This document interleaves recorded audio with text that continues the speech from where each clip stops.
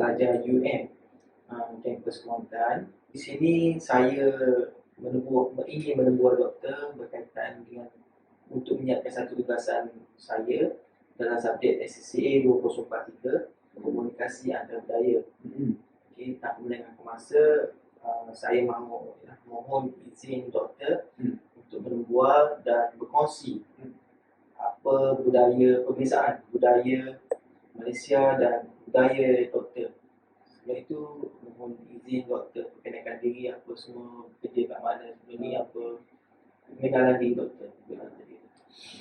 Okey, bismillahirrahmanirrahim. Nama saya Gusman Nawanyir. Gusman Nawanyir, saya berasal dari Indonesia, Sumatera Barat. Tepatnya itu bandarnya itu namanya Payakumbuh lah. Ya, Payakumbuh. Tapi saya sudah 15 tahun juga di Malaysia. Oh, lama dah. Lama dah. 15 tahun. 15 tahun di Malaysia. So, maknanya dah sepertiga dari umur saya itu dekat sini lah tuh. Sepertiga dari umur saya itu dekat Malaysia.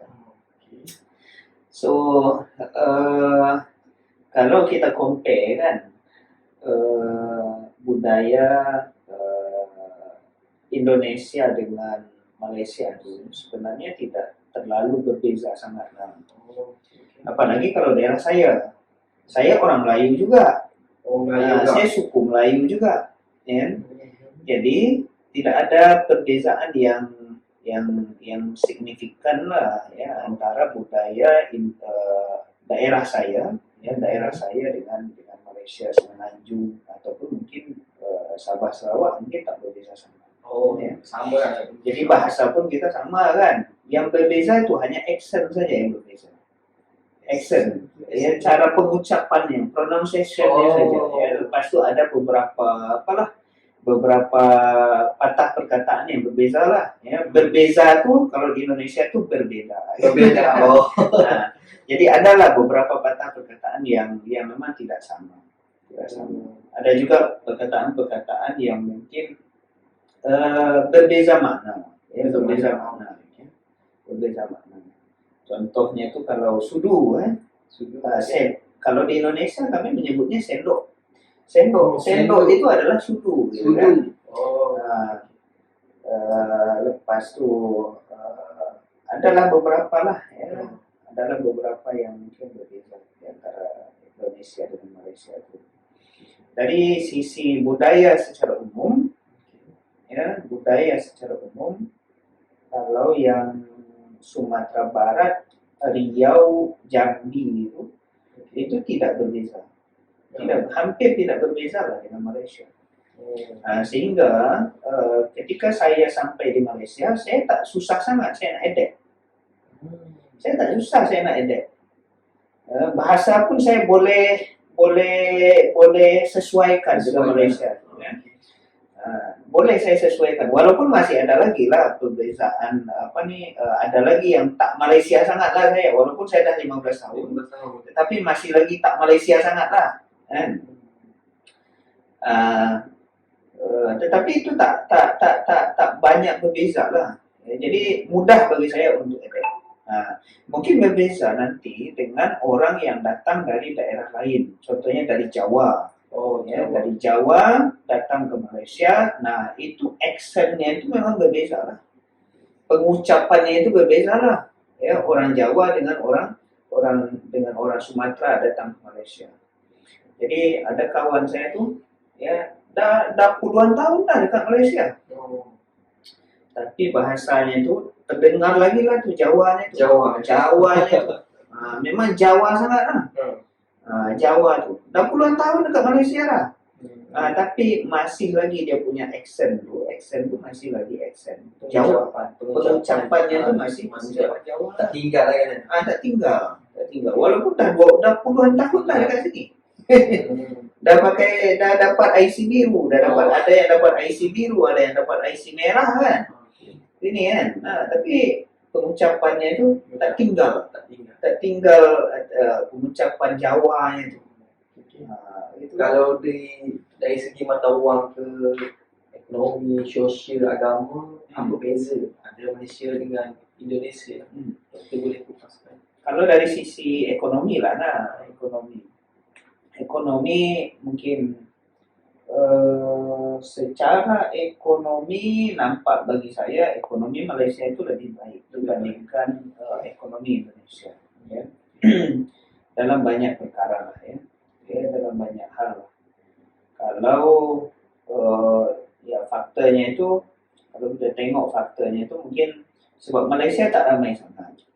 Ya, tak ramai sangat. 30 juta ya kan. Tapi Indonesia tuh ramai sampai 260 juta kan, dan luas lagi kan. Jadi susah nak manage kan. Tapi dari sisi ekonomi menurut saya Malaysia is better lah, ya. Malaysia is better dari sisi dari sisi kesejahteraan masyarakat pun, ya, Malaysia lebih baik sebenarnya, ya, dibandingkan Indonesia. Kalau di Indonesia tuh dulu, ya, sekarang lah ya, kalau sekarang tuh di mana-mana kita berjumpa dengan pengemis, ya. Dulu waktu saya datang pertama kali ke Malaysia tahun 2007-2008 itu saya datang pertama kali ke Malaysia. Itu saya kan selalunya naik flight turun dekat KL, lepas itu saya adalah menunggu pas dekat dekat Kudu. Dekat Kudu Raya. Itu saya tak nampak bagi saya pengemis masa itu. Sementara tahun 2008-2007 tuh dekat Indonesia dah ramai dah pengemis. Beza. Dah ramai dah pengemis, ya. Sekarang apa lagi? Setiap 100 meter jumpalah pengemis. Setiap 100 meter jumpalah orang minta-minta, kan? Pengemis berjumpa setiap 100 meter. Tapi kalau dekat sini, tahun 2008 tu saya tak jumpa tu. Dekat Kudu Raya tu saya tak jumpa. Kenapa sini tak ada pengemis? Saya tak jumpa lah, ya. Mungkin ada lah, kita sekarang makin teruk juga, agak teruk juga Malaysia tu. Kita pergi Kuantan pun dah banyak dah jumpa. Pergi Kuantan pun dah banyak jumpa. Pergi KL apalagi, ramai lagi jumpa. Itu dari sisi ekonomi menurut saya. Tapi bagaimanapun in overall, Malaysia masih lebih baik dibandingkan Indonesia dari sisi ekonomi, ya. Dari sisi macam saya lah, ya, dari sisi gaji contohnya. Gaji saya dekat sini, dekat Malaysia, itu sama lebih tinggi di gaji dari sisi kesejahteraan, rasanya lebih baik di Malaysia. Lebih baik di Malaysia. Kalau saya balik Indonesia sekarang, saya bekerja sebagai lecturer. Saya PhD holder, sampai di sana saya bekerja, saya digaji hanya RM2.000. RM2.000. Living cost kurang lebih sama. Sama lebih kurang. Kurang lebih sama lah. Ya, mungkin di sana lebih murah sedikit lah. Lebih murah sedikit, ya. Tapi ada yang murah, ada yang mahal. Contoh minyak. Minyak dekat sana mahal. Kalau di sini oktannya itu 95 kan, 95 paling kurang kan. Dekat Indonesia tuh ya 89. Rendah lagi lah. Oktan 89. Di sini tak dipakai orang. 89 tu orang tak pakai. 92 pun orang tak pakai. Dekat Indonesia 92 tu berapa harga dia? Yang 89 tu pun dah 16.000 tu RM5 lebih, ya. RM5 lebih lah 1 liter. Ya, kalau kat sini 95, petrol 95, 97. Yang oktan 95 tu itu RM2.05 ni. RM2.05, RM2.10 yang tu kan. Dari sisi ada yang mahalnya tu, minyak tu mahal lah. Tapi ada juga lah yang lebih murah dibandingkan di Malaysia. Kalau dari segi agama pula, macam mana? Dari sisi agama, kalau di Indonesia tu Muslim tu ada dalam 80% lah. Kesemuanya kebanyakan Muslim lah. Di Indonesia itu the largest Muslim country in the world, ya. Kemudian Kristian lah. Kristian dalam 10% kok. Kat sana ada India ke China ada ke tak ada? India tak ada. Tak ada kat sana. India tak ada. Cina ada, Cina ada. Cina ada. Tapi Cina di sana itu tidak sama dengan Cina di sini. Oh. Apa perbezaannya? Orang Cina sana kebanyakan dia tak boleh cakap Cina. Oh, macam tu. Kebanyakannya dia orang tak boleh cakap Cina, tak boleh cakap Mandarin, tak boleh. Tak boleh. Tak boleh.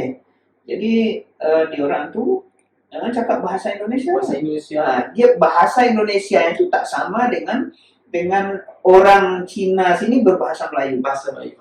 Tak sama. Sama. Itu memang betul-betul sama bahasa Indonesia orang Cina dekat sana tu dengan orang Indonesia asli itu sama. Oh. Sama. Dari sisi nama pun, nama dia pakai nama Indonesia, dia tak pakai nama Cina. Dia pakai nama Cina. Jadi kemudian India tak ada, tetapi dari sisi agama itu ada Islam, ada Kristen, ada Hindu, ada Buddha, ada Konghucu, ada namanya aliran kepercayaan di sana. Itu agama kalau di Indonesia. Kalau dekat sini mungkin Kristen, mungkin Islam paling banyak, kemudian yang kedua mungkin Buddha kan, lepas tu kan. Lepas tu Bila kaum, biasanya kaum macam bila kaum. sama lah dekat sana pun bilang kaum juga kan. Kalau Indonesia lagi lah banyak kaum, lagi lah banyak suku, banyak suku. Kalau kat sini kalau sama Sarawak, Bajau lah, Jawa, macam tu lah, lebih kurang sama. Kalau dengan Indo, dia banyak. Lagi banyak sebenarnya, kalau Indonesia lagi banyak. Lebih banyak. Dari sisi kehidupan sosial, pula, kalau kita tengok, ya sebab di sana ramai kan, ramai. Pertama masalah kemiskinan. Kemiskinan dekat sana lebih banyak dibandingkan di sini mungkin. Ya nampak lah. Ya. Bukan kita tak tengok GDP tau ya. Kita tak tengok apa GDP itu dalam bahasa kita. GDP itu Gross Domestic Product itu apa? KDNK ya. KDNK. Kita tengok kehidupan masyarakatnya. Di sana ramai sangat orang miskin. Ya, kalau di sini semiskin orang masih ada lagi kereta, ada kereta. Kat sana miskin tuh, kalau sini disebut miskin tegar kan. Miskin tegar dekat sini itu tak sama dengan miskin tegar dekat sana. Dekat sana memang kalau miskin tuh orang teruk lah. Untuk makan nanti malam pun dia orang tak ada. Ramai yang duduk dekat bawah jembatan, ya kan? Ramai yang duduk, yang tak ada rumah ramai lah. Macam yang Ustaz Abid Liu pergi Indonesia ada tengok kan? Itu ramai sangat lah tu. Ramai sangat tu. Terbiar macam tak ada. Pengurusan tak ada. Tak ada pengurusan. Itu kepadatan ekonomi penduduk Indonesia kan. Jadi apabila kemiskinan ni banyak, efeknya apa? Efeknya orang ni kadang-kadang biarlah berlawan dengan orang daripada berlawan dengan perut sendiri kan. Jadinya apa? Kejahatan mungkin agak lebih banyak lah. Faktor jenayah apa sebelah tu apa semua. Faktor jenayah banyak lah. Ya, saya pernah compare tu jenayah Malaysia dengan jenayah Indonesia. Indonesia lagi banyak lah. Kes saya pernah compare juga. Kes bunuh diri dekat Indonesia berbanding kes bunuh diri di Malaysia ya. Okay. Jauh lebih banyak sebab memang jumlah penduduk banyak, jadi sedikit gitu kan. Satu lagi ramai orang susah. Kalau sini masih okey lah. Nilai last sekali bagi saya, apa nilai yang terbaik yang boleh kita terapkan dalam diri masing-masing, nilai budaya yang boleh. Ya, setiap daerah tu dia ada uniqueness masing-masing. Setiap negara ada uniqueness masing-masing, gitu kan. Di sana ada baiknya, ya, ada buruknya. Sama juga di sini pun ada baiknya, ada buruknya, kan. Nah, kalau kita lihat secara fair macam gitulah, ada baiknya. Dimanapun kita berada ada baiknya, ada buruknya. Jadi pada saya karena kita adalah orang Islam kan, betul, kita adalah orang Islam. Bagi saya yang terpenting itu adalah berpegang teguh kepada syariat Islam. That's it. Itu saja. Ya, kalau kita bicara nilai lah kan, nilai sesuatu yang kita anggap benar, sesuatu yang kita anggap penting. Ya, kalau bagi kita, ya whatever the reason, ya Islam is the best. Ya, karena memang Islam itu mengatur seluruh sisi-sisi kehidupan manusia. Ya, tidak hanya persoalan ibadah mahdoh, ya sholat, puasa, zakat, naik haji segala macam, bukan itu saja yang diatur oleh Islam, ya kan? Islam mengatur seluruh sisi-sisi kehidupan. Kecil-kecil macam itu diatur dalam Islam, kan? Apatah lagi persoalan yang besar-besar. Ekonomi tak diatur dalam Islam, atur dalam Islam. Sosial budaya tak diatur dalam Islam, semua diatur dalam Islam. Semua diatur. Ya, persoalan mengurus negara pun diatur oleh Islam, kan? Diatur oleh Islam. Dan Allah itu menjadikan kita itu berbangsa-bangsa, berkaum-kaum itu, ya, supaya kita mengambil pelajaran dari itu, kan? Mengambil pelajaran dari itu. Seterusnya saya mau menanyakan soalan berkaitan apa kelebihan ataupun perbezaan doktor hidup di Malaysia dan Indonesia. Boleh jelaskan? Ya. Amnya kurang lebih sama lah sebenarnya, ya, kalau secara umum itu sama lah, ya. Ya, yang pasti ya ada baik, ada apa namanya, ya ada baiknya ada kurangnya gitu kan, ada baiknya ada kurangnya. Kalau saya yang merantau lah kan, kalau saya merantau ya bagaimanapun ya yang namanya kampung itu tetap dirindui lah, ya, tetap dirindui lah. Dan saya memang ingin pulang kampung nih, ya, ingin pulang kampung. Dan saya sangat merindukan kampung saya, ya, karena memang saya di sini sejak pandemi, sejak 2019 saya tak balik Indonesia. Oh, Saya tak balik Indonesia, ya. Dan so tahun 2023 ini seolah saya akan balik ke Indonesia. Jadi keuntungannya ya di sini, ya, dari sisi pendidikan lah, ya. Menurut saya kalau university, kita tengok university. Kalau university kita bandingkan university di Indonesia dengan university di Malaysia. Ya seperti yang tadi ada baiknya ada kurangnya, ya, di dua-dua tempat. Tetapi in overall bagi saya Malaysia is better, ya. Kenapa? Ya, yang pertama, Malaysia itu unggul dari sisi sistem, itu yang pertama. Yang kedua, Malaysia itu unggul dari sisi facility. Facility dekat Indonesia berbanding facility dekat Malaysia terkait dengan pendidikan, ya, facility di Malaysia itu lebih lagi lah. Saya pertama kali datang ke Malaysia itu bila saya masuk library-nya UUM itu, itu luar biasa, ya. Saya first experience. Dari sisi facility yang lain, kalau dekat UUM kita tengok facility dia kan luar biasa. Dekat sini kita banyak international student ramai. UMP. Dekat UMP dekat mana-mana pun, seluruh Malaysia lah kan. Dekat mana-mana pun, ya, ramai lah international students. Ramai juga international lecturers, kan. Tapi kalau dekat Indonesia international students sedikit, ya. Kalaupun ada itu hanya medical, ya. Medical datang dari mana? Datangnya dari Malaysia, atau mungkin datangnya dari apa nama tuh, Timur Leste. Tapi kalau kita di sini, ya, ada dari Arab, ada dari Afrika, ya, bahkan ada yang dari Europe, ya. Jadi 3 perkara itulah, ya, dari sisi sistem, kemudian dari sisi facility, kemudian dari sisi community. Ya, 3 perkara itu Malaysia lebih Doktor, selain itu kejutan budaya bagi doktor, first time datang Malaysia apa yang ya. Okey, terkait dengan kejutan budaya yang kita sebut di Malaysia itu first time saya dengar. Saya agak-agak kejutan budaya. Ini apa nih kejutan budaya? culture shock, ya kan? Ya. Culture shock. Jadi pertama saya datang ke Malaysia itu memanglah ya ada lah culture shock tuh. Culture shock tuh memang ada lah saya.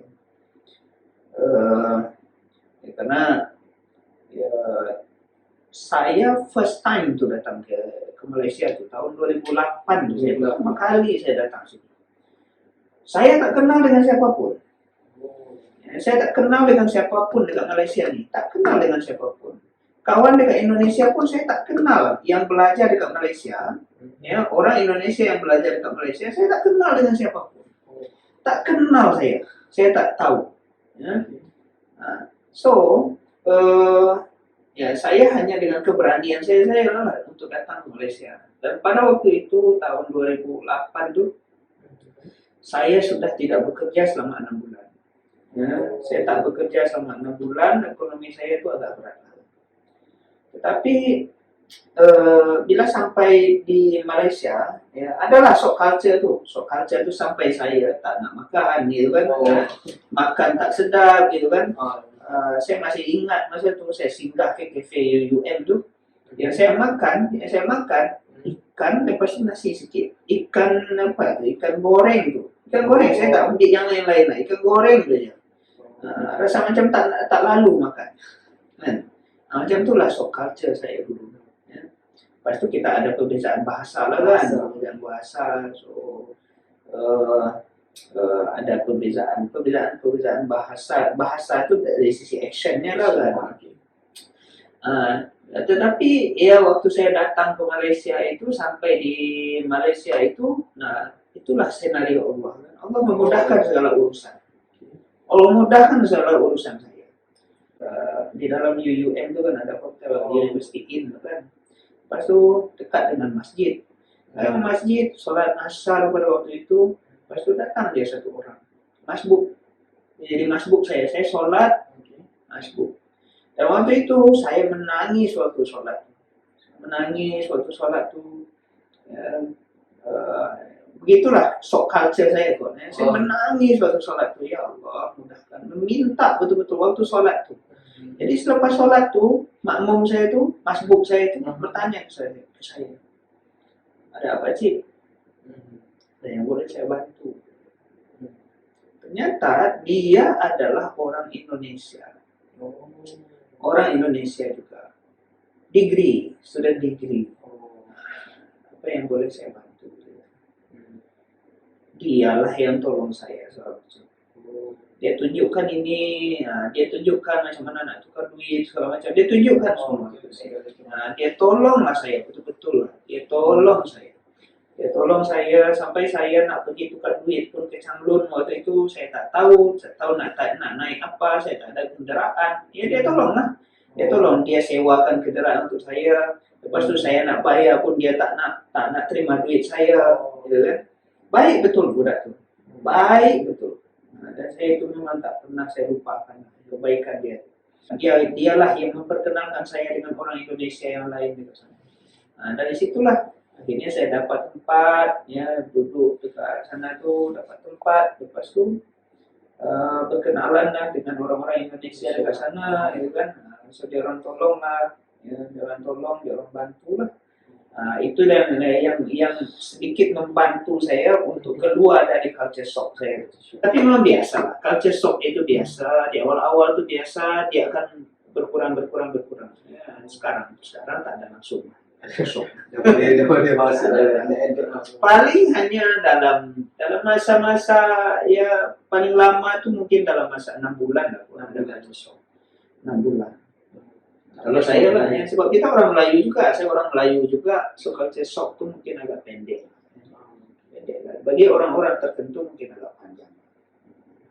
Individu. Terima kasih doktor di atas perkongsian sebentar tadi.